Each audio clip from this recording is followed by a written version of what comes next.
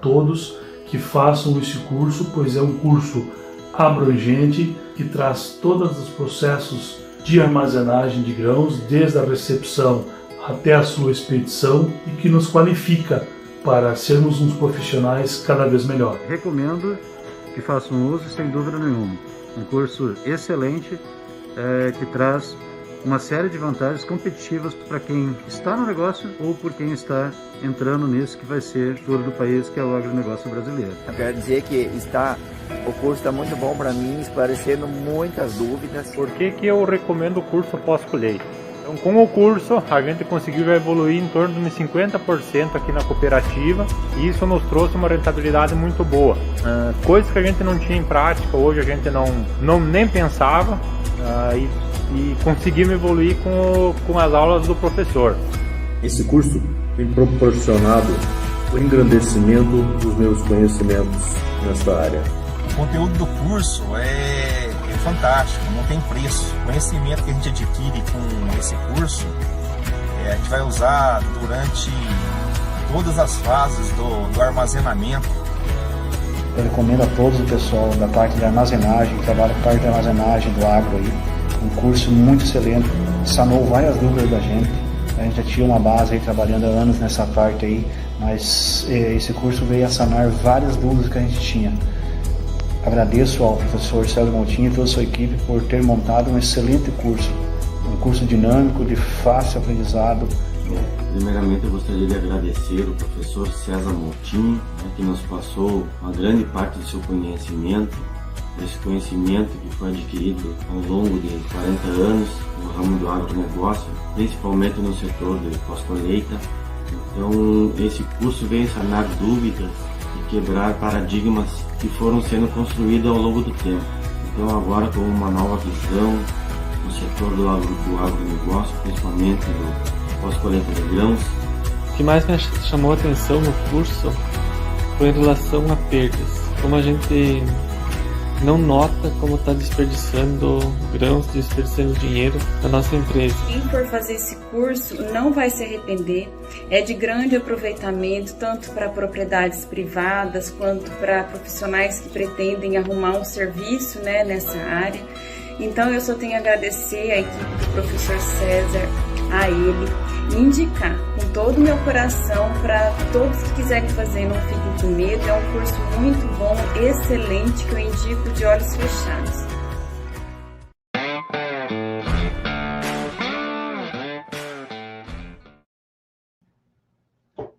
Olá pessoal, boa noite a todos. Paulo Nardon aqui com vocês. Vamos colocar já o professor na sala, professor César Moutinho. Muito boa noite, professor. Quarta semana do pós-colheita de grãos, professor. Boa noite, Nardon. Boa noite, Brasil. Muito bom estar com todo mundo aqui reunido essa noite. Legal, professor. Bastante emocionado com esses depoimentos aí, Nardon. Ô, professor. Isso mostra que nós estamos fazendo a diferença na vida de muita gente.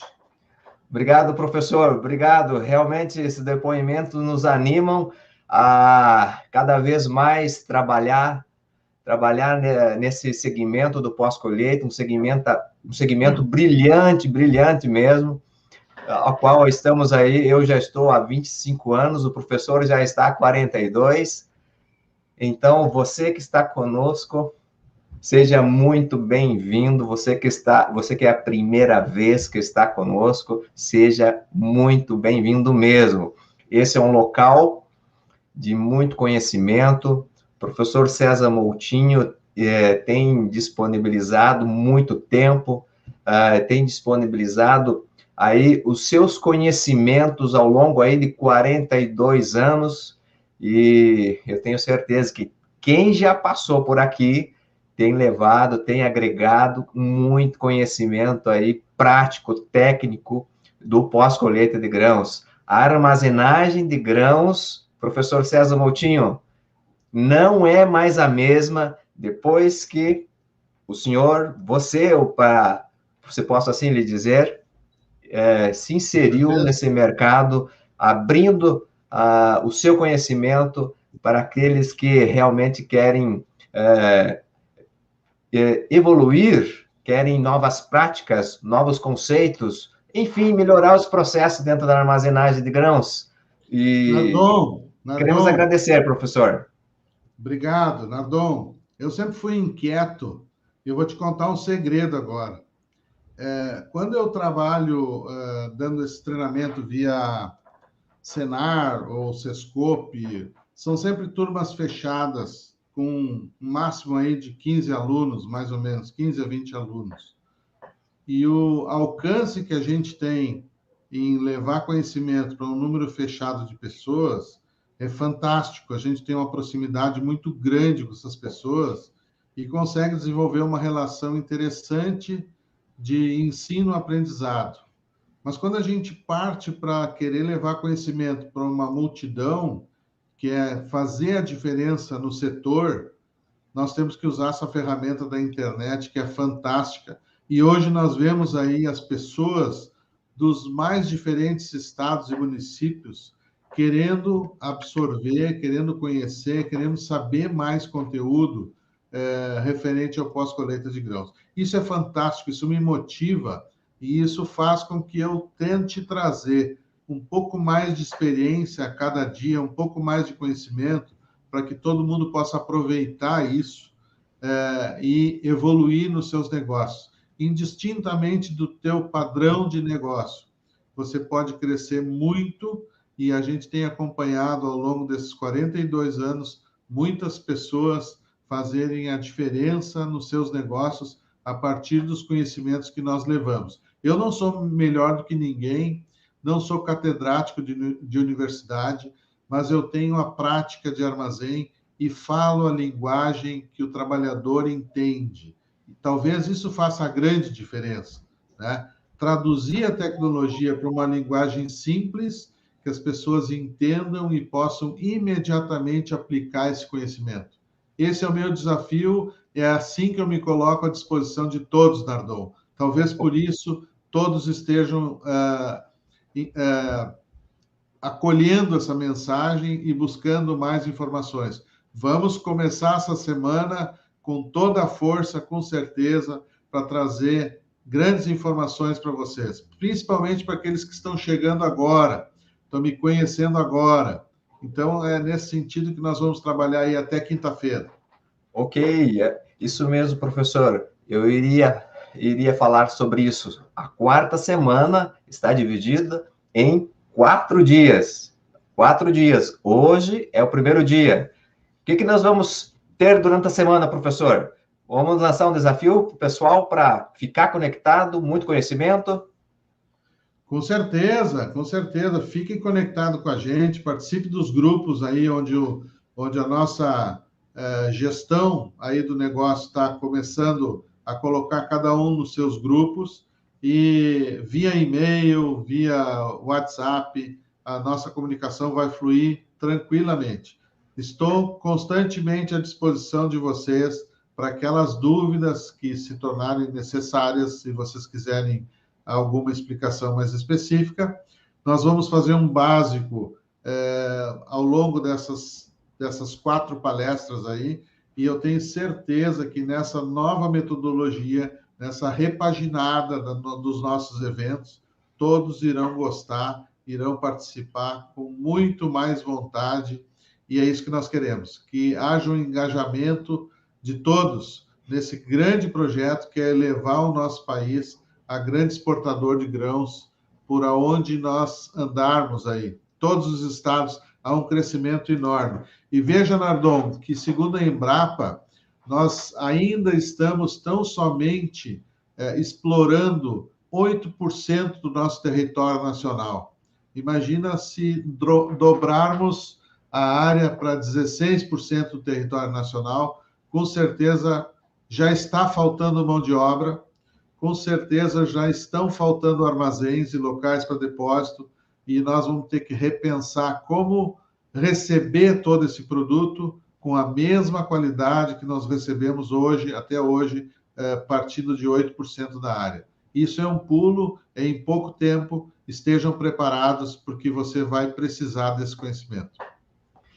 Ok, professor. Então, lugar de conhecimento, nós queremos estabelecer esse lugar onde você que está pela primeira vez, lhe convido para estar conectado conosco, você que já trabalha no pós-colheita de grãos, você que é supervisor, gerente, trabalha no operacional, trabalha em cooperativas, cerealistas, enfim, se você trabalha no segmento do pós-colheita, este ponto de encontro é para você. Então, aqui nós vamos passar, vamos discutir, vamos falar e aprender com o professor César Moutinho a dominar as técnicas do pós-colheita de grãos.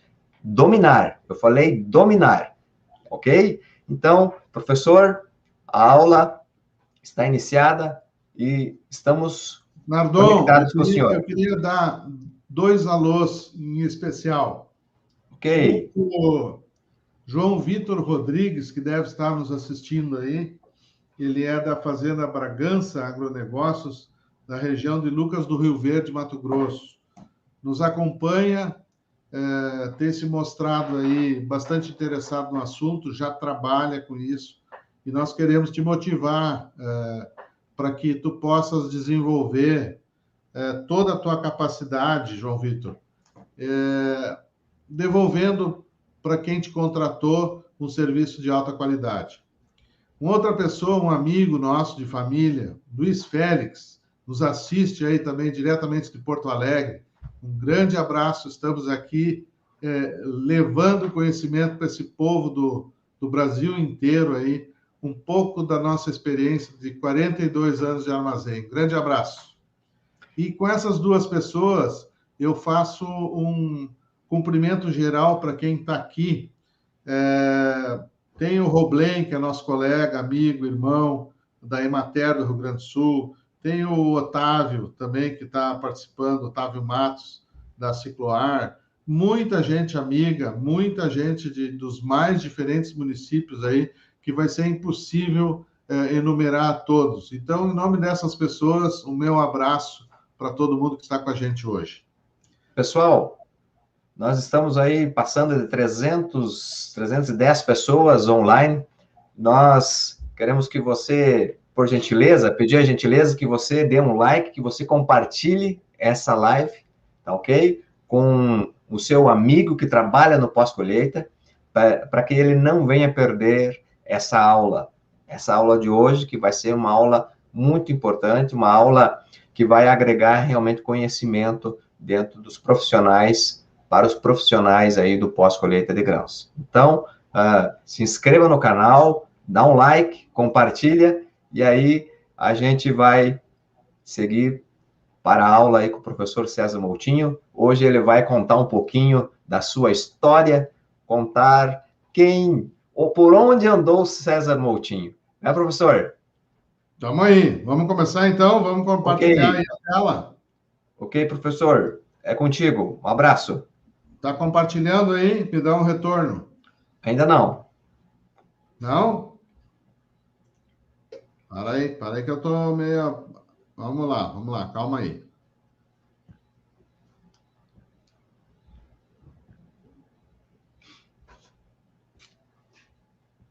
Aí, agora foi. Ok, pessoal. Uma boa aula para todos. Obrigado. Nardon, eu gostaria que tu falasse o seguinte, nós vamos abrir para perguntas ao final do trabalho, como é que está programado isso? Professor, vamos fazer o seguinte, vamos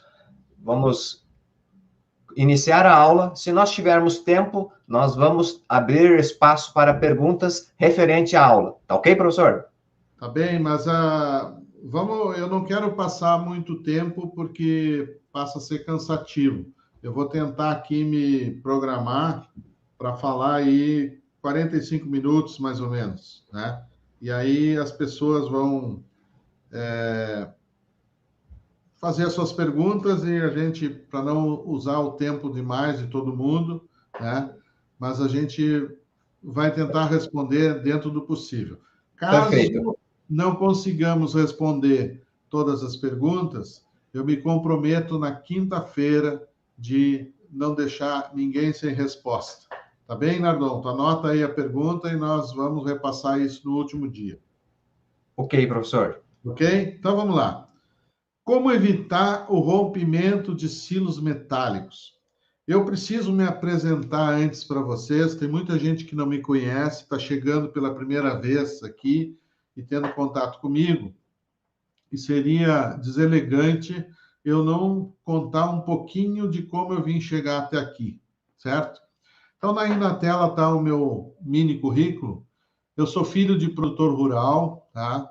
Meu pai é técnico agrícola também, foi técnico, falecido há pouco, em 31 de maio. Fui criado nesse meio rural, negócios de família, né?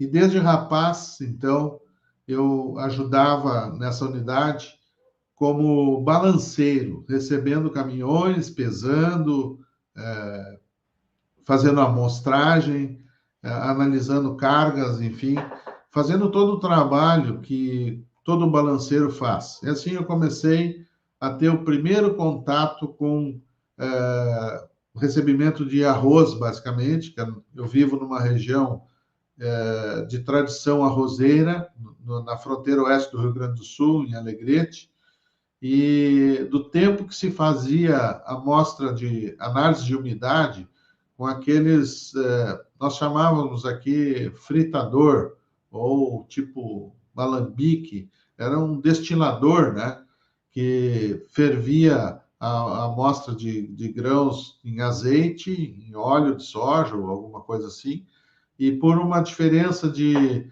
temperatura de ebulição, a água entra em ebulição a 100 graus, o óleo entra em ebulição a 180, 190 graus.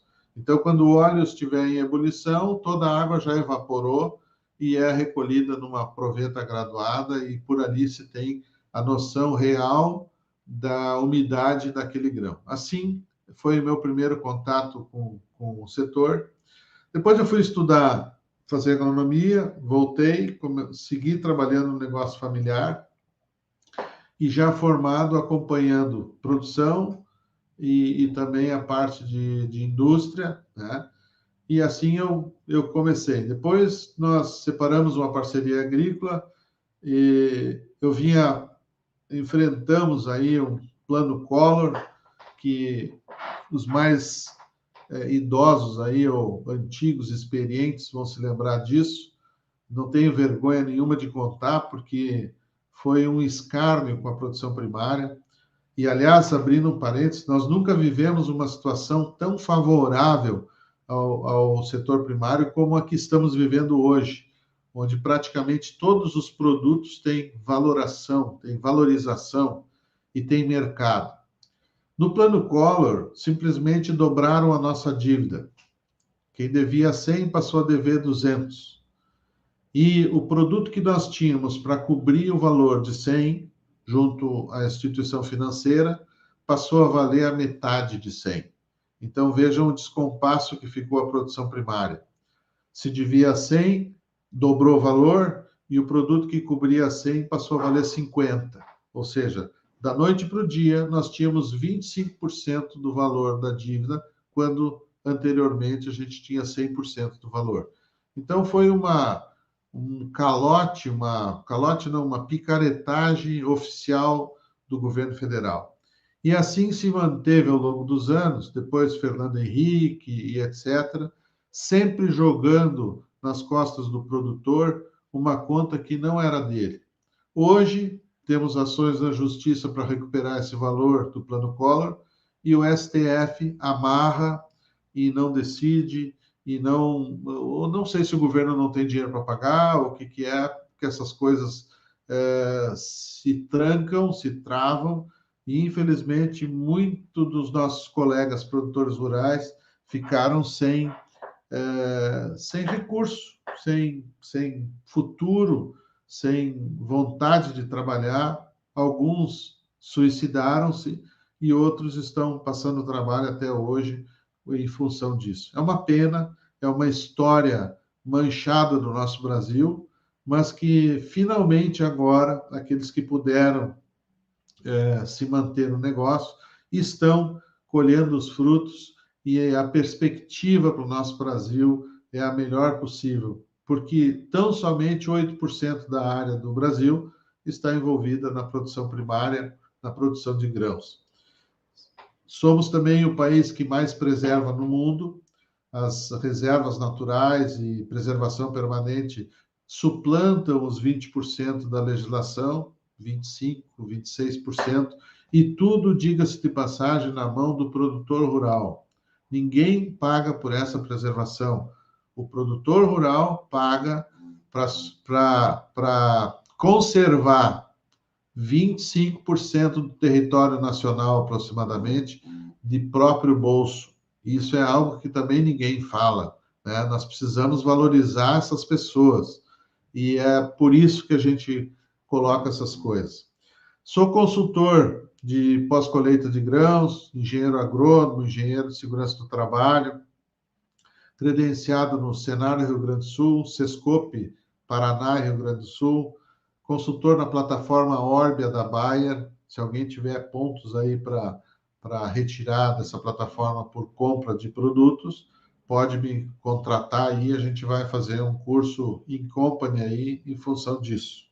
Sou auditor técnico de certificação de unidade armazenadora pela Conab e Faculdade de Agronomia Eliseu Maciel de Pelotas, tá? E mentor e instrutor do primeiro curso EAD de pós-colheita de grãos. O que me trouxe até aqui? Justamente aquilo que eu contava no início da nossa fala lá atrás, porque o conteúdo, a experiência, ela existe e precisa ser compartilhada. Não adianta eu ter uma experiência e ficar comigo e tanta gente necessitando disso e não ter acesso à informação. Então, eu me dispus a fazer. Surpreendentemente, eu não estou convidando ninguém a fazer igual, porque a minha experiência é única, é minha, né? E isso que eu trago para vocês. Mas, surpreendentemente, eu não tenho acompanhado outros colegas que tenham investido nisso e trazido essa informação da forma como eu coloco para os senhores, coloco para vocês. Tenho certeza que essa forma que tão bem falaram os egressos que já terminaram o curso e que conseguiram modificar os seus negócios. Esse é o meu objetivo. Eu não vou ganhar nada por isso, eu não ganho comissão nenhuma por isso, mas é uma satisfação em saber que a partir do nosso método, a partir do nosso conhecimento, estamos contribuindo com o desenvolvimento do nosso país. Isso é fantástico, isso não tem limite para mim, isso não tem valor que me pague, porque eu sei que aquilo que eu levei foi algo de fundamento para as pessoas e elas estão aplicando. É um conhecimento aplicável, isso que é interessante. Assim que eu me considero muito à vontade aqui, ainda que falando para uma câmera, que eu não sei quantas pessoas estão me assistindo no momento, mas é algo multiplicador. Se você gostou, você convida o seu amigo para que a gente possa levar a ele também um pouquinho desse conhecimento que a gente tem e que pode fazer a diferença na vida de muita gente. Começando, então, como evitar o rompimento, como fazer manutenção em silos, eu trago para vocês a seguinte situação. Tudo começa numa unidade por um bom serviço de pré-limpeza. O que nós queremos receber é grãos e ele vem normalmente com um índice de impurezas maior do que aquele aceitável na parte de armazenamento, recepção e armazenamento. Então, a pré-limpeza precisa estar muito bem regulada. A pré-limpeza precisa deixar somente que os grãos entrem na unidade. Isso vai facilitar também a função de secagem, a operação da secagem. Revise as furações da peneira para o tipo de grão a ser limpo. Trigo tem uma numeração, soja tem outra, milho tem outra, arroz. Qualquer tipo de grão que está se lidando, ele tem uma numeração específica de peneiras. Se eu usar a peneira inadequada, veja bem, eu já vi muito isso, já vi muito. Esses dias eu disse para um amigo o que eu já rodei por esse país aí, levando conhecimento, ele não acreditou. Logicamente, eu tenho a minha CNH desde os 18 anos, então eu já rodei aí praticamente ou mais do que 2 milhões de quilômetros, né? E o que eu vejo nas unidades em que a gente leva conhecimento? Muita gente passa o produto pela pré-limpeza simplesmente porque é rota para chegar no secador, mesmo sem limpar. Nós temos a preocupação de não formar fila nos armazéns e acabamos passando o produto pela pré-limpeza sem que se limpe o produto. Então, me parece um pouco... mas se eu passar ali para limpar, vai demorar mais. Ora, está na hora de trocar a máquina por uma de capacidade maior. O que nós não podemos fazer é queimar energia elétrica, desgastar a máquina, desgastar o produto, dar um outro tombo do produto que ele possa quebrar, porque nós temos que passar, a rota é passar pela pré-limpeza. Ora, se você vai passar ali com pressa e não vai limpar, não passa por ali, desvia o cano mais em cima e manda o produto direto para o secador. É menos um motor, é menos um trabalho. Nós temos que ser práticos. Se nós quisermos velocidade, nós temos que ter equipamento que tenha velocidade. Não adianta eu andar num Fuca e querer desempenho de uma Ferrari. Não resolve. Ou nós trocamos o Fuca por uma Ferrari, ou nós assumimos a nossa posição de Fuca e vamos andar 80 por hora. É mais ou menos isso que nós temos que fazer nas nossas unidades. Então, revise as furações para o tipo de grão que você precisa limpar. Ajuste o vento para retirar o particulado sólido e impurezas leves. Ajuste o vento. Tem muita coisa que o ciclone pode puxar e não deixa de revisar o ciclone. O ciclone, se tiver com a sacaria lá que recolhe esse particulado entupida, vai deixar de ter função também. Porque uma das funções é tirar o particulado sólido internamente do armazém para melhorar o ambiente respirável de quem circula por ele e também para fazer um auxílio na limpeza dos grãos. Ora, se você não faz uma coisa nem outra, você tem um equipamento para que serve? Para estar lá de bonito? Não dá, né? Nós temos que usar corretamente. O material limpo flui melhor nos transportadores e também no processo de secagem. Então, eu vou favorecer o processo de secagem com um material mais limpo a partir de uma máquina de pré-limpeza bem operada, certo? Vou monitorar também a formação do pó. Vejam que um pó numa unidade de grãos é extremamente perigoso e me coloca em risco para explosões. Não é de graça, não é com menos propósito, que todos os portos que trabalham com expedição, recebimento e expedição de grãos, de tempos em tempos, nós observamos que há uma grande explosão. Por quê? O porto, sendo um porto de grande tráfego de navios e exportação de grãos, ele praticamente não tem tempo para limpeza. Uma carga é atrás da outra. E por essa razão ele tem alta capacidade e alto faturamento. Mas como não há limpeza, não há essa preocupação e nem há tempo para isso, e se trabalha com pouca gente, de tempos em tempos vai acontecer uma catástrofe. Precisa ser planejado isso também, né?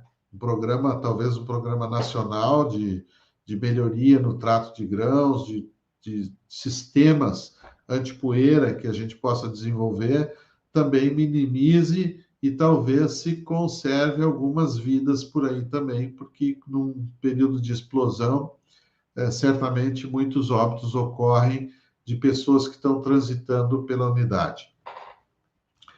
O pó atrai insetos e roedores. São problemas que nós temos nas nossas unidades, muitos insetos, muitos roedores, e que, diga-se de passagem, limpeza é fundamental. O pó tem uma outra coisa que acaba interferindo, que é a oxidação das chapas metálicas, das chaparias, né? Uma chapa oxidada entra em processo de ferrugem e essa ferrugem acaba corroendo o material e diminuindo a resistência da chapa, o que por si só coloca em risco de rompimento dos silos, né? Cuidados com soldas em ambiente onde o pó está presente. Não vamos fazer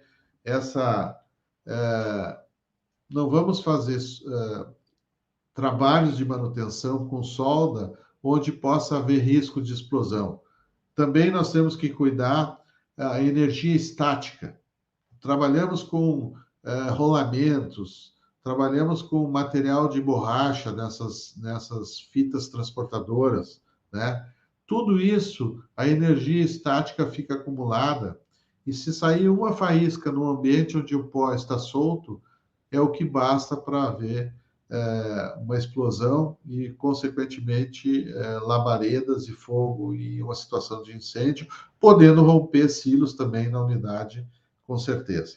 Então, o pó misturado com água gera ferrugem, né, uma oxidação, enfraquecendo o material da chaparia, diminuindo a resistência e, consequentemente, um grande risco de rompimento dessa chaparia.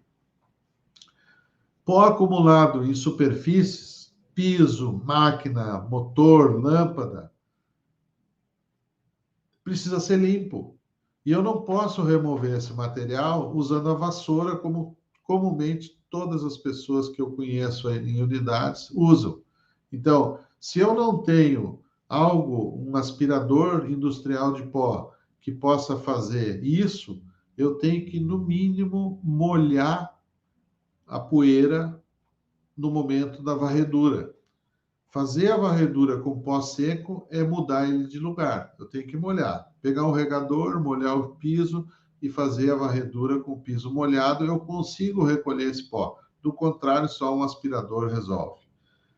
Promova o controle do pó nas diversas fases de movimentação de grãos, porque o grão sendo trabalhado dentro de uma unidade, ele acaba gerando mais poeira.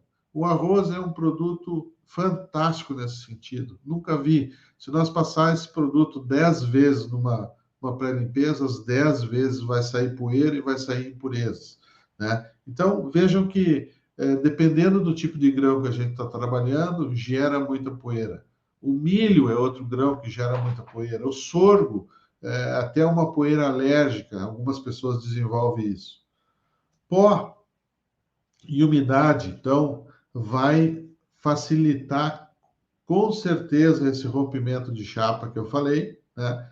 E eu posso controlar essa poeira limpando. Toda vez que um silo for esvaziado, eu devo proceder à limpeza desse silo e fazer manutenções, certo? Então, olha só aqui, fotos das minhas andanças aí por esse país continental, o que eu já vi por aí, em termos de acumulação de pó, onde não há preocupação dos gestores das unidades em eliminar essa poeira. Vejam que é um trabalho criterioso, mas, acima de tudo, é um trabalho visando a conservação da unidade, diminuir riscos para os colaboradores e, com certeza, manter intacta a produção. Se eu não tenho essa preocupação, o meu prejuízo será iminente, será um prejuízo tanto da infraestrutura como do grão, como prejuízo operacional, enfim, tudo de ruim acontece porque eu não estou controlando a poeira. Com relação a armazenamento de grãos, outro item que pode levar a um prejuízo grande, se eu não levar em conta, é o controle da umidade em que esse grão é armazenado.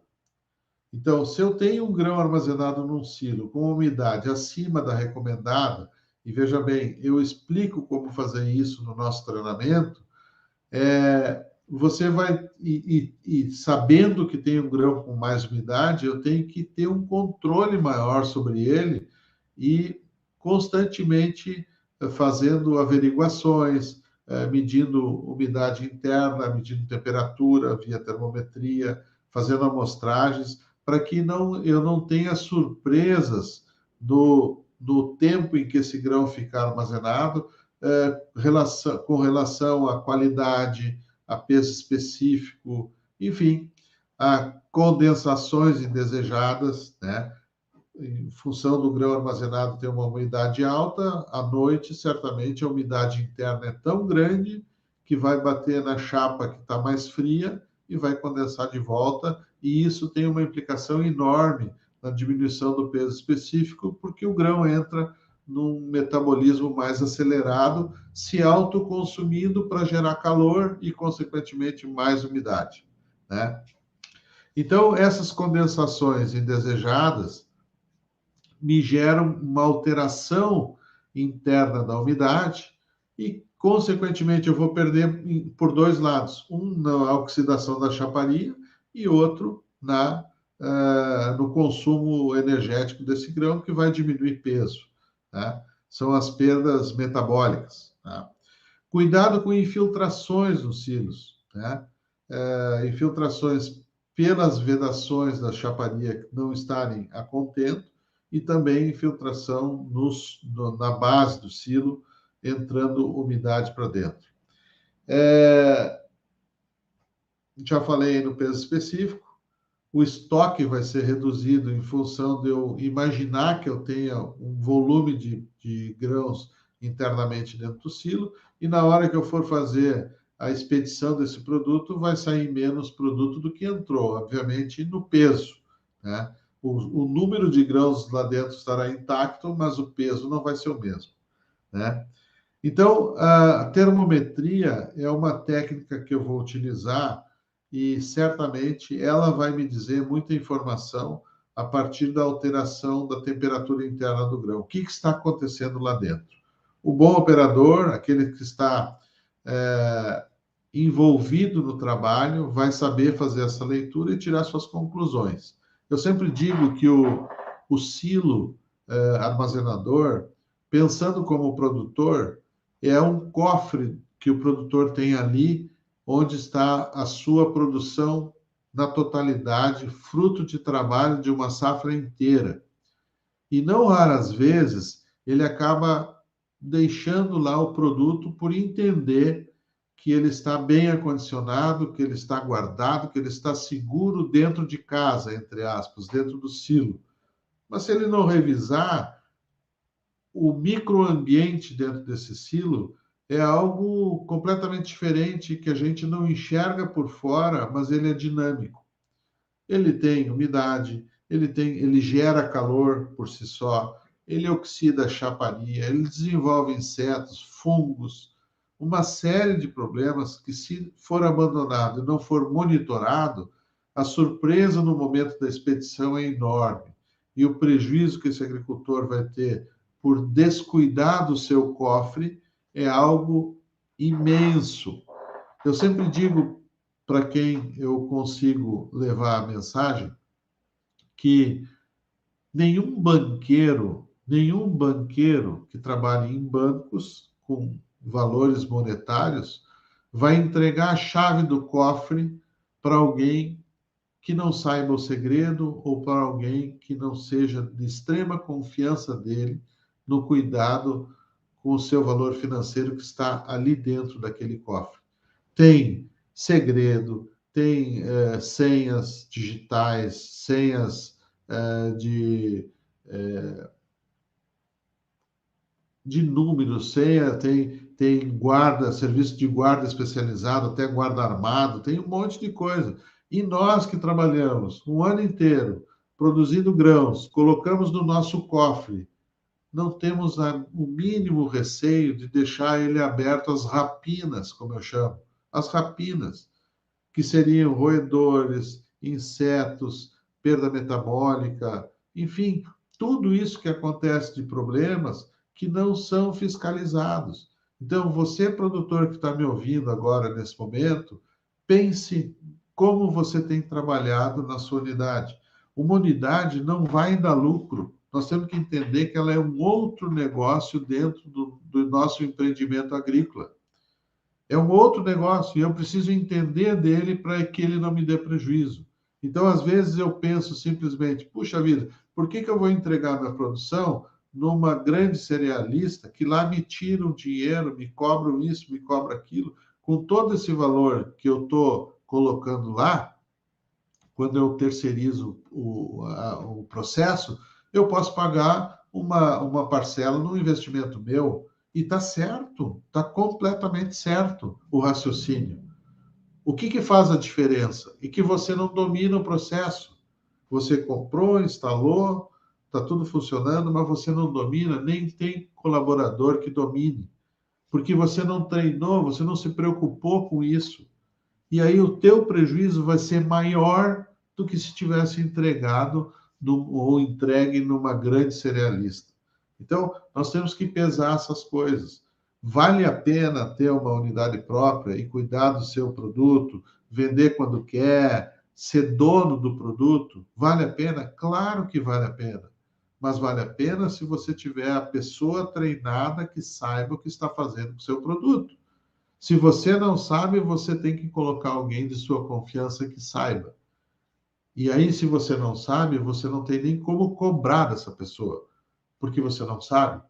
Então, as duas coisas têm que andar juntos. Você tem que saber, você tem que cobrar do seu colaborador para que faça aquilo que é preciso fazer. Então, quando a gente não sabe, nós temos que buscar quem sabe para nos ajudar. Eu te desafio a que você reflita como está o seu cofre, como está a sua produção acondicionada neste momento. Tenho perdas ou não tenho perdas? Outro efeito da ferrugem internamente por grudar o grão na parede do silo, se eu colocar um trabalhador lá dentro para tentar retirar essa massa de grãos que está estragando a chaparia e também já está avariada, eu corro um outro risco, que é um acidente por soterramento. No momento que eu estou tentando tirar essa camada da parede, pode vir toda uma quantidade de grãos por cima do trabalhador, por ele não saber como trabalhar. Pronto, gerei um óbito na minha unidade. Olha que triste isso. E nós estamos constantemente assistindo essas coisas e não nos dando conta que nosso pessoal que está colaborando conosco não tem um treinamento específico de como se portar, quais são os riscos que eles estão correndo dentro da nossa unidade. Isso aí tudo nós ensinamos como proceder, como fazer, como se preservar a saúde, como preservar, não estar exposto a esse tipo de acidente.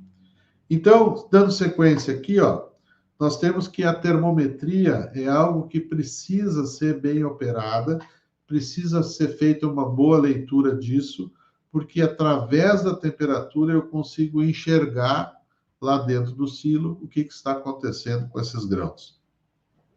E usar a aeração conforme essa informação da temperatura interna dos grãos de forma estratégica para que eu consiga conservar esses grãos por mais tempo, independente de onde eu esteja nesse Brasil. Eu tenho modos de analisar e decidir que tipo de aeração vou fazer para que eu tenha o mínimo prejuízo possível com relação a esses grãos. Com relação à manutenção da chaparia, porque o meu objetivo aqui hoje é mostrar como evitar que esse silo se rompa, fazer uma manutenção adequada interna e externamente, revisando parafusos, montantes, aquelas barras de ferro que fazem a união das chapas, dos anéis. Eu tenho que revisar as vedações, calafetações nas emendas das chapas, porque, veja bem, nós estamos num país continental e tropical, onde a temperatura da chapa durante o dia pode chegar a mais de 40 graus ao sol. Nós aqui no sul temos temperaturas negativas. Olha o trabalho que faz essa chapa no verão e no inverno nosso. Talvez você no Mato Grosso, Goiás, Tocantins, não tenha essa variabilidade de temperatura, mas certamente tem um trabalho de expansão no verão, talvez a 50 graus, e retração talvez a 20 graus à noite. São 30 graus de que esse material vai expandir e se retrair como sendo metal. Isso acaba estragando as vedações, acaba queimando as borrachas. E isso, no afrouxar dos parafusos, pode fazer uma entrada de água para dentro do silo. Observa isso no teu silo, vê se já não tem isso. Se você já fez algum expurgo nesse silo, você sabe do que eu estou falando, porque há vazamento da fosfina, que é uma sequência que vai acontecer, né? Se você usa fosfina para expurgar, porque tem inseto lá dentro, e o gás vaza, consequentemente, eu vou conseguir fazer o expurgo por um prazo menor e talvez não atinja todos os insetos que precisa atingir, né? Porque houve um vazamento e a concentração de fosfina internamente dentro do silo vai ser menor do que aquela recomendada para o extermínio dos insetos. Cuidado com produtos grudados na chaparia. O risco de desmoronamento interno e soterramento dos seus operadores. Já falamos sobre isso também. O assunto me surgiu lá e eu expliquei. Mas é exatamente esse o risco que nós estamos correndo e colocando a vida dos nossos operadores em risco. Por quê? Porque eles desconhecem o assunto. Porque nós desconhecemos o assunto. E aqui a minha função é alertar para que a gente possa preservar vidas dentro dos nossos trabalhos. Unidade nova no município de Dom Pedrito, aqui no Rio Grande do Sul, primeiro ano de uso, e um erro simples de montagem, pessoal, simples de montagem. O que houve aqui que no primeiro ano já tem grão grudado e brotando em função da infiltração da água da chuva para dentro do silo? Se você sabe como é feita a montagem é feita com uma pistola de ar comprimido, tipo essas que se usa em troca de pneus em Fórmula 1, uma pistola que parafusa a porca do parafuso, e ela deve ser posicionada para apertar a porca do parafuso, e não a cabeça do parafuso. Na cabeça do parafuso tem um selo, que esse selo faz a vedação na chaparia. Então, nesse silo, que é um silo mais moderno, se você observar, essa foto foi tirada de dentro para fora. Estou dentro do silo, posicionei a máquina junto aos parafusos. O montante está para o lado de fora, certo? Então, se o montante está para o lado de fora, o parafuso, a cabeça do parafuso está posicionada internamente no silo e a porca do parafuso pelo lado externo. O que ocorreu aqui? O montador da companhia que fez a venda e a montagem do silo posicionou com a pistola de a parafusadeira por dentro. Então, ele fez o torque na cabeça do parafuso. E pelo lado de fora ficou um outro colaborador firmando a polca do parafuso, ou a porca do parafuso, certo?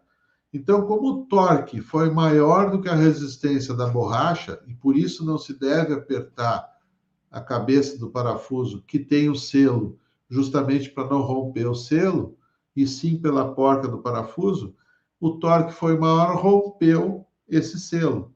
Obviamente, houve o rompimento, ninguém se deu conta disso, entrou água para dentro pelo furo do parafuso. E já está aí, ó, no primeiro uso, uma situação de ferrugem, de oxidação, que vai ter que, eu recomendei na época lá, limpar tudo, escovar, tirar aquela ferrugem, passar uma tinta selante para que não houvesse um prejuízo maior em pouco tempo nessa unidade nova. Explico, nova. Aqui uma outra situação também, um outro município, onde as duas fotos da esquerda foram feitas o recondicionamento da impermeabilização, né? Foi impermeabilizado os parafusos e as vedações. No lado direito, aquilo que eu explicava que há nessas vedações um sobreaquecimento em função da temperatura que chega à chaparia. Então, há um trincamento da borracha e acaba esse trincamento terminando com a vedação também. Então, precisamos revisar isso. Não é necessário trocar o parafuso, sim fazer um reaperto e depois passar uma borracha por fora para fazer a vedação, para não deixar o vazamento, tanto interno como de fora para dentro, uma infiltração indesejada, pegar nos grãos. Aqui um acidente que houve em Capão Bonito, até um material de merchandising da Cicloar, que eu fiz essas fotos. Agradeço muito ao Werner, que deve estar nos assistindo aí hoje, e vejam o nível desse rompimento aí na chaparia que houve em função dessa ferrugem que eu estou anotando para vocês olhar aí. Provavelmente a perícia do local determinou que houve um oco, provável oco, num descarregamento, um esvaziamento de silo, um carregamento de grãos, talvez com muita impureza, por isso que eu falava lá no início que a impureza é importante nós limparmos o grão, né? A impureza acaba travando esses grãos que não descem no momento da descarga. Ora, de repente tem alguém lá em cima, ou cai essa placa que se juntou lá de grãos com alta umidade e com essa sucção do ar e com essa diferença de altura e peso, ela força as chapas da base, dos anéis mais inferiores, e rompendo rompe todo o silo, né? Mas veja o nível de comprometimento dessa chaparia aí, de tanta ferrugem, e ninguém nunca se preocupou em reformar, em pintar, em tirar ferrugem, substituir chapas. Eu duvido que não tenha tido tempo para isso, mas não houve uma preocupação, nem se imaginou que fosse romper o silo. Está aí o acidente ocorrido, com o óbito de um operador que cruzava no momento na calçada por onde rompeu esse silo. Em Bagé, o rompimento de um silo também, talvez por excesso de chuva e o grão está molhado, talvez pelo material ter origem numa galvanização chinesa, e aí internamente essa empresa teve problema de montagem, etc. Então, o fato é que houve um prejuízo enorme aí, e as pessoas, ninguém quer ter prejuízo mais hoje em dia, né?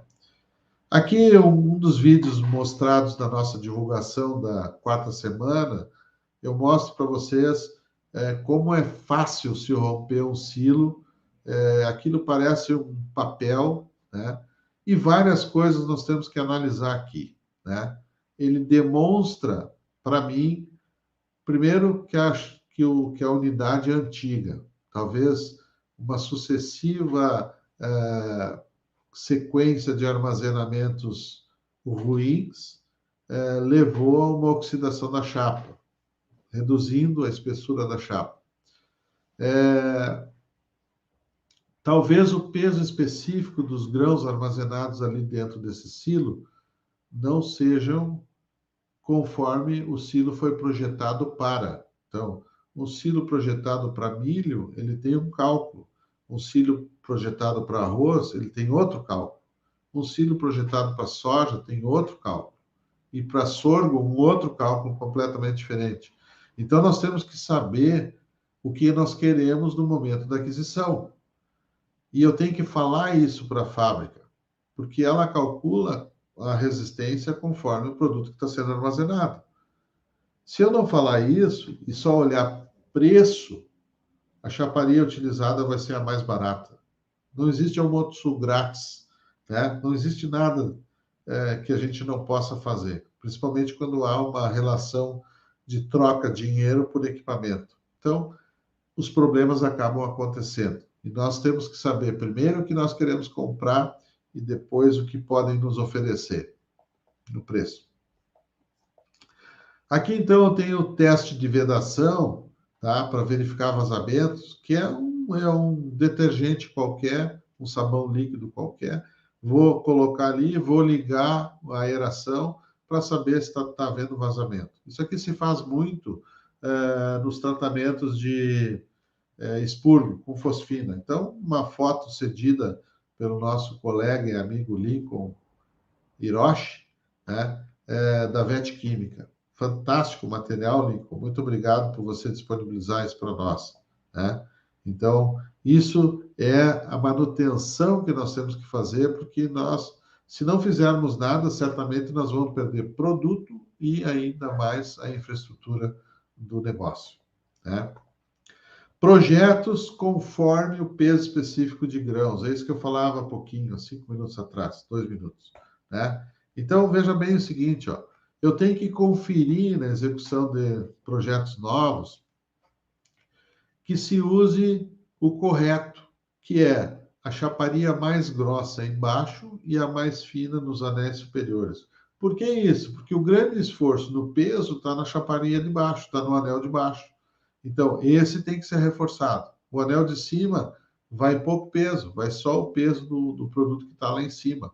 E, pelo contrário, ele está fazendo esforço para o de baixo, e assim sucessivamente, tá?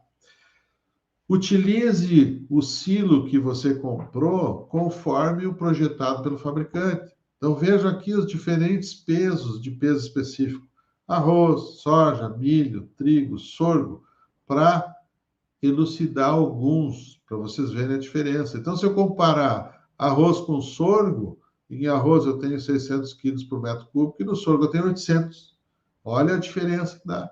Praticamente 30% do peso do arroz eu tenho a mais no sorgo, né? Então, a chaparia não pode ser, em hipótese alguma, a mesma, tá? Jamais utilize grãos pesados que a chaparia possa não suportar. Isso acontece, é muito comum. E, por essa razão, acabam os materiais se rompendo e causando acidentes, inclusive com óbitos, como eu falei. Toxinas é outra coisa que o fungo, estando no meio da umidade com determinado calor, se desenvolve. O fungo também ataca metais, por que não? Né? Enferruja, ataca, diminui a resistência. Além disso, eu tenho problemas com intoxicações de animais, de rações, de produtos para ser humano, né? Eu preciso controlar tudo isso pela termometria. Bolsa de calor, também identificada na termometria, são pontos acentuados de desenvolvimento de micro-organismo, de inseto, e tudo isso precisa ser corrigido, né? Eu tenho uma ferramenta espetacular, que é o uso da aeração para diminuir temperatura. Eu diminuindo temperatura, eu inibo o desenvolvimento de insetos e fungos, né? Eu inibo a formação de umidade, de condensações indesejadas, desde que eu consiga retirar essa umidade para fora. Corro o risco de secar grãos, mas para isso tem toda uma metodologia que eu vou utilizar, usando tabelas de equilíbrio higroscópico e decidindo quanto tempo, quanto eu posso aerar, né? Essas formações de corrente de ar interna e umidade também, que ela é migratória, também vão impactar em tudo isso que a gente está conversando aqui dentro sobre conservação de grãos, mas com o foco voltado para a conservação do material, da infraestrutura, que é o que tem acontecido ultimamente. Aí nós temos visto nas redes sociais acidentes e atrás de acidentes, talvez por unidades bastante antigas, sem conservação adequada, que acabam nos dando esse impacto visual negativo do risco que é se trabalhar numa unidade, tá? Gente, não se pode trabalhar sem termometria. Só vamos conseguir fazer um bom trabalho se a termometria estiver sendo controlada diariamente. Diariamente. Não é uma vez por semana, todos os dias. Quanto mais eu me envolver, mais eu vou ter o retorno do cuidado com grãos. Impurezas, sujeira, varredura, limpeza. Olha que maravilha esse parceiro nos traz aí, que é nós dentro do silo podermos enxergar o que está acontecendo. Hoje, a Cicloar disponibiliza no mercado um exaustor eólico sem motor que ainda nos traz a iluminação natural para clarear o ambiente e nós enxergarmos o defeito que tem o equipamento e poder consertar a tempo antes que ocorra um rompimento, antes que ocorra um sinistro, né? Então, vamos nos cercar de coisas positivas, nos cercar de pessoas sérias no negócio que nos trazem solução para o nosso negócio de forma segura. É isso que nós estamos buscando. Gente, meu tempo era esse por hoje. Espero que vocês tenham gostado. Espero que vocês tenham apreciado um pouco de conteúdo que eu trago, mas o meu objetivo é fazer você refletir sobre isso e procurar, então, se readequar ao trabalho, primeiramente evitando prejuízos, segundo, melhorando o ambiente de trabalho, no sentido de diminuir riscos operacionais para os operadores e riscos financeiros para a empresa. Prejuízo ninguém quer ter, seja financeiro, e eu coloco como mais importante de tudo, que infelizmente nós temos assistido praticamente todos os dias um óbito por pessoas desconhecerem os riscos que é trabalhar em unidades armazenadoras. Todos eles, eu vou repetir isso, todos os óbitos que tivemos ao longo desse período poderiam ser evitados se nós tivéssemos colaboradores treinados, se nós tivéssemos feito um trabalho de prevenção. Pensa nisso, e vamos fazer um trabalho diferenciado, visando o conforto pessoal das pessoas que estão envolvidas no negócio, visando a saúde humana, visando ofertar um alimento de qualidade para que o nosso consumidor tenha acesso a nós e nós nos mantivermos no mercado para ofertar cada vez melhor produtos de qualidade. Nardon, tá por aí, Nardon? Estamos aí, professor. Ok. Era isso que eu tinha que apresentar hoje, Nardon. Ok, professor. Professor. Meu tempo ficou bom, 47 minutos. Excelente abordagem, professor, sobre silos, tudo que a gente precisa saber. Eu observei, professor, que nós temos uma questão, por que um silo cai? Essa é uma das perguntas que a gente costuma ouvir. Por quê?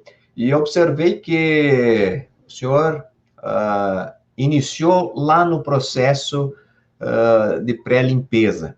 Então, na verdade, é um conjunto de fatores que, no fim, pode acarretar um prejuízo muito grande. Então, é uma falha, podemos dizer que é um conjunto de fatores no processo de armazenagem que pode, assim, derrubar ou um silos cair, professor? Nardon, eu vou te dizer uma coisa que eu acho que eu não disse ainda, mas eu vou dizer. Eu já assisti silo caindo na montagem. Deu um pé de vento lá e o pessoal, aquilo trabalha com macacos hidráulicos, né? Que vai subindo chapa a chapa, e de repente deu um pé de vento e aquilo caiu, desmoronou, e, enfim, chapa nova, toda amassada, torta, tiveram que refazer tudo de novo, com mais segurança, enfim, cuidando. Veja bem que um silo novo, não estando pronto ainda, pode cair, né? E se rasga da mesma forma como um silo vai afinando a chapa e ele vai se romper também. Agora, veja bem, uma unidade que a gente monta, que hoje já tem os anéis de proteção para ter uma resistência a ventos maiores, enfim, que, em princípio, vai estar a maior parte do tempo carregado com o produto dentro. Então, ele estando vazio é uma resistência, estando carregado é outra resistência. Agora, se você tem uma unidade que fez ela nova há 20 anos, há 30 anos, nunca olhou para o seu equipamento e dizer, puxa vida, esse equipamento nunca precisou de manutenção. Se eu entrar dentro do silo e ver como ele está enferrujado, como ele está sofrido, e ninguém olha para ele, isso já está me mostrando que se ele demorou 30 anos e ainda está em pé, e eu não tenho curiosidade de olhar por dentro, eu vou arriscar, ele vai cair. Ele vai cair um dia, né? Porque eu não tenho essa preocupação de estar cuidando, não tenho essa preocupação de estar monitorando e não tenho essa preocupação de estar consertando ele. Imagine se você entra num carro, nunca troca óleo, nunca revisa água, pneu, calibragem não interessa, né? E só vai andando, só vai andando, só vai andando. Qual a quilometragem que você consegue fazer nele? É a mesma coisa, nós temos que estar envolvido nisso, porque esse equipamento é o equipamento que vai conservar a safra. Nos valores que nós temos hoje, de soja, de milho, enfim, das commodities em geral, nós temos que ter um tremendo cuidado com esse equipamento, porque é ele que vai garantir qualidade para nós colocar o produto no mercado. Se ele não tiver uma higienização boa, se ele não tiver uma conservação boa, se tiver infiltrações que vai molhar esse grão, vai atacar esse grão, vai acidificar o meio, enfim, eu vou estragar, mesmo não querendo, é um processo iminente e ele vai se romper. Então, eu diria assim, é uma consequência quase que natural em função da não observação, do acompanhamento do estado desse material aí. Se nós acompanharmos, o risco é baixo. Se a gente não acompanhar, o risco é muito grande. Professor, então eu vou ousar dizer que todo esse conjunto, bem pontuado aí pela sua aula, se resume num ponto: conhecer, dominar, conhecer o processo, como manusear, enfim, todo o processo de armazenagem. Um dos pontos também que gostaria de perguntar e de argumentar é sobre a descarga do silo, professor. Tem um certo cuidado, né? Precisamos ter um certo cuidado quanto à descarga. E isso pode também acarretar um problema de romper no silo? Pode, Nardon, pode tombar, basicamente pode tombar, porque a descarga, normalmente, ela deve ser feita pelo funil interno do silo no ponto de descarga. E dependendo da pressa de quem está fazendo a expedição, se abre nas laterais do silo um cano, uma janela, para carregar outro caminhão ali. Então, o que eu posso dizer para quem faz isso? Em primeiro lugar, que o silo não foi concebido para fazer uma descarga na lateral. Toda vez que eu puxar um material pela lateral, ele tende a tombar pelo outro lado, porque eu esvazio de um lado, o peso fica contrabalançado no outro lado. Então, se eu tiro o produto daqui, ele vai cair para o outro lado, né? Então, toda vez que eu quiser fazer algo semelhante a isso, eu tenho que me lembrar que embaixo tem uma rosca de descarga com várias bicas, normalmente pareadas. Tem uma no centro e toda vez que eu abrir uma do lado direito, eu tenho que abrir uma do lado esquerdo, para ele cair uniformemente pelo centro, como se fosse um funil, né? Se eu puxar só de um lado, o outro lado vai ficar carregado e vai tombar. Tudo isso vai mexendo com a estrutura do silo, vai desacomodando o material, vai estragando e pode levar a um rompimento também e um prejuízo bem desagradável. Fantástico, professor, fantástico. Professor, então, vamos lançar o desafio da semana. Hoje nós pontuamos aí algo muito importante, onde o senhor pontuou sobre o cofre do produtor rural, o cofre que é o silo, como cuidar desse cofre. Amanhã nós vamos abordar sobre secagem, professor. Então, vamos lançar o desafio para que o pessoal, todo mundo esteja conectado, e os 4 dias, né, professor? Os 4 dias, eu aguardo vocês aqui porque conteúdo é muito amplo, gente. É muito difícil a gente fazer um resumo e tentar trazer um conteúdo de qualidade para que vocês possam ter uma informação interessante e poder ajudar no trabalho de vocês, né? Então, é muito difícil em pouco tempo a gente fazer isso, mas o esforço é grande, o assunto é interessante, eu gosto daquilo que eu faço, me empolgo, às vezes eu me prometo falar menos e não consigo, porque vai vindo o conteúdo na cabeça e eu me sinto na obrigação de transmitir. Mas a gente tem um limitante aqui, que é o tempo, porque todo mundo trabalhou durante o dia, eu passei o dia inteiro hoje ministrando aula no outro curso que eu faço também, e estou me dedicando para trazer para vocês algo compensador, tá? Eu fiquei muito triste essa semana, Nardon, vou relatar aqui, porque no material da divulgação, uma pessoa fez um comentário, e eu não quero de forma alguma rebater essa pessoa, mas ele disse, olha, mais um que quer vender o seu curso e acha que descobriu uma forma milagrosa de resolver problemas. Eu não me considero mais um, eu me considero com 42 anos de experiência. Certamente essa pessoa não tem nem a idade que eu tenho de experiência e já está criticando sem ouvir a mensagem. Tenho certeza que se ela está aqui, se ela está ouvindo, ela vai entender que é para ela. De forma alguma, nós estamos aqui prometendo algo que não possa ser cumprido. O que nós estamos trazendo para você? Conhecimento. Nós estamos trazendo a necessidade, talvez, de você, empreendedor, ter a sua equipe com uniformidade de informações. Se você não domina o assunto, nós podemos te ajudar a treinar os seus colaboradores para que todos falem a mesma linguagem. E com a nossa experiência, com a nossa quilometragem rodada, com o nosso trânsito no setor de secagem, armazenamento e conservação de grãos, eu tenho certeza que eu vi muito mais do que talvez vocês tenham visto na vida profissional de vocês. Ensinando, a gente aprende. Eu sou humilde para dizer que não sei tudo e estou constantemente buscando informações, né?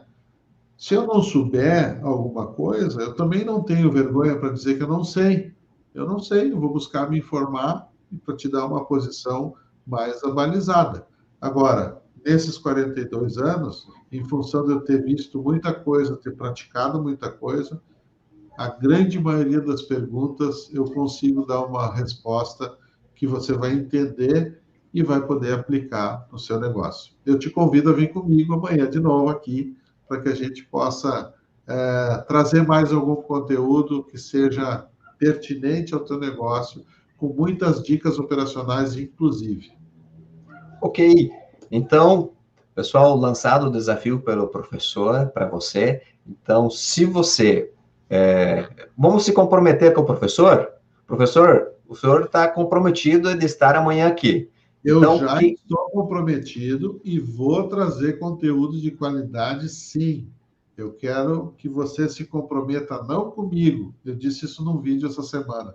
Não quero compromisso comigo. Eu quero que você se comprometa com você. Porque quem vai sentir a diferença do conteúdo é o seu trabalho, é o seu desempenho operacional, é o seu profissionalismo. Se comprometa com você e se permita estar aqui amanhã às 8 horas e, de novo, nós vamos trazer conteúdo de qualidade. É o meu compromisso. Ok, então, quem vai estar aqui amanhã, digita nos comentários, eu vou, digita nos comentários e aí a gente vai, de fato, se comprometer com o professor de estar aqui amanhã, uma aula exclusiva sobre secagem e todos os assuntos relacionados à secagem. Nós vamos fazer essa semana, a 4ª semana, um marco dentro do pós-colheita de grãos. Eu entendo, professor, que estas semanas, a semana da pós-colheita, é um dos pontos mais, se não é o primeiro e maior ponto de conhecimento do pós-colheita do Brasil, né, que está sendo divulgado, que está sendo trabalhado, e conteúdos assim relevantes e que realmente agrega valor em conhecimento àqueles profissionais que estão dentro do pós-colheita de grãos. Então, eu fico muito feliz de participar, de fazer parte desse time aí do pós-colheita, fazer parte do time do professor César, e, de fato, animo a cada um a estar durante todos os dias. Hoje, primeiro dia, amanhã, terça-feira, segundo dia, quarta, terceiro dia e quinta-feira, o nosso quarta aula, o nosso quarto e último dia da semana do pós-colheita. Então, você que quer evoluir, você que quer aumentar, você que quer aprimorar, você que, enfim, quer agregar conhecimento dentro do pós-colheita de grãos, este é um evento para você. Então, professor, uma boa noite. Olha a quantidade de eu vou que tem aí, ó. Muito bem, eu agradeço o empenho de vocês. Eu espero não decepcioná-los e trazer conteúdo de qualidade para vocês. Olha aí. Uma coisa importante, esteja comigo até quinta-feira. Muita coisa boa vem pela frente, pode escrever o que eu estou dizendo. E você merece receber esse conteúdo. Com certeza você merece, porque se você está interessado, você é um profissional já de muito sucesso. E é isso que interessa para o setor, que tenhamos pessoas comprometidas com o pós-colheita, porque digo com toda certeza de quem roda o Brasil inteiro, falta profissionais no setor. Se você não se decidiu iniciar ainda, está analisando uma posição, aqui é um bom lugar para estar e se desenvolver. Ok. Boa noite, professor. Boa noite a todos e até amanhã. Boa noite, obrigado. Grande abraço.